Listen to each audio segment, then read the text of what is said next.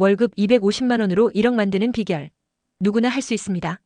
오늘은 월급 250만 원으로 어떻게 1억을 모을 수 있는지, 그리고 왜 1억이라는 자본이 우리 인생에 커다란 변화를 가져오는 중요한 자산인지에 대해 깊이 있게 이야기해 보려고 합니다.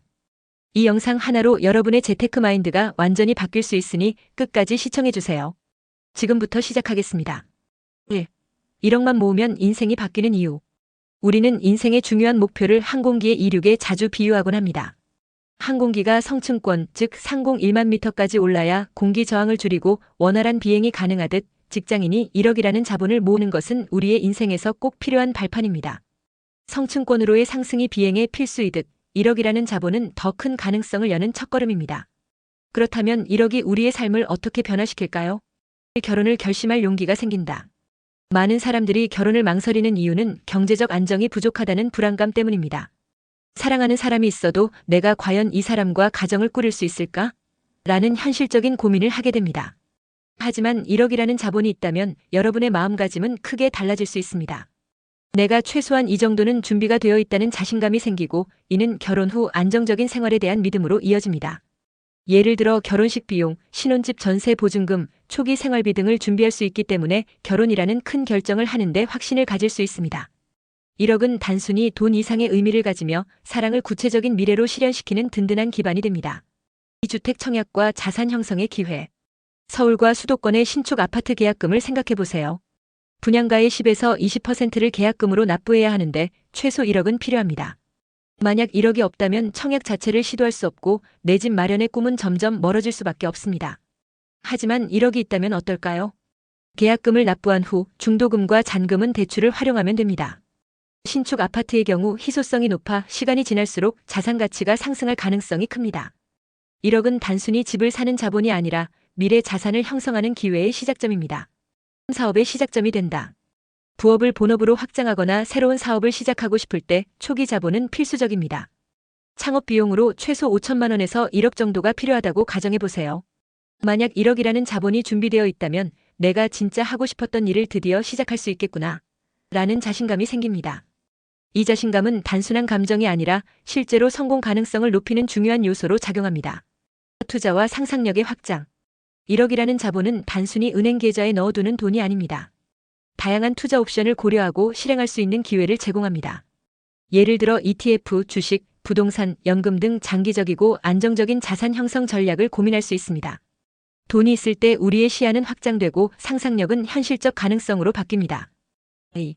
월급 250만 원으로 1억 모으는 현실적인 방법. 많은 분들이 월급 250만 원으로 어떻게 1억을 모으나요? 라는 질문을 합니다. 월급이 적다고 해서 포기할 필요는 없습니다. 전략만 잘 세운다면 누구나 가능합니다. 지금부터 그 방법을 구체적으로 설명드리겠습니다. 물가 상승을 고려한 목표 설정. 단순히 1억을 목표로 삼는 것보다 물가 상승률을 고려한 목표 금액을 설정하는 것이 중요합니다. 우리나라 평균 물가 상승률은 약 2%입니다. 따라서 7년 후에 현재 1억과 같은 가치를 유지하려면 약 1억 1,500만 원이 필요합니다.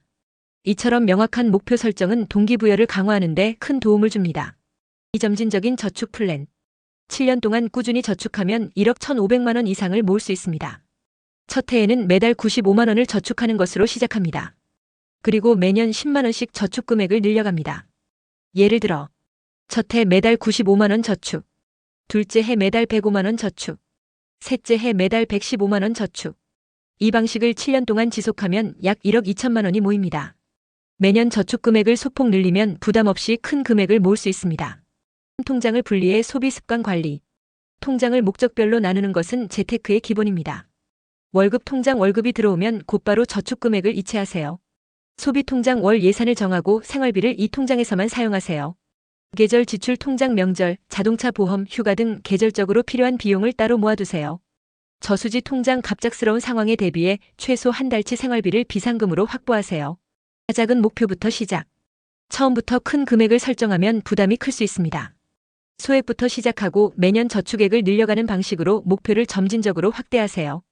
운동에서 강도를 천천히 올리는 것처럼 재테크도 꾸준히 지속 가능한 방식으로 접근하는 것이 중요합니다. 3. 돈과 태도, 삶을 변화시키는 작은 습관. 1억을 모으는 과정은 단순히 돈을 모으는 것 이상의 경험을 제공합니다. 더 나은 소비 습관을 가지게 됩니다. 미래를 설계하는 자신감이 생깁니다. 구체적인 인생 목표를 설정할 수 있습니다. 이 모든 변화는 우리의 삶을 더 나은 방향으로 이끄는 중요한 자산이 됩니다. 4. 결론 시작은 오늘부터입니다. 1억이라는 목표는 결코 먼 미래의 일이 아닙니다. 오늘부터 실천하면 누구나 달성 가능한 현실적인 목표입니다. 지금 당장 통장을 나누고 첫 번째 저축을 시작하세요. 여러분의 선택이 미래의 여러분을 행복하게 만들 것입니다. 감사합니다.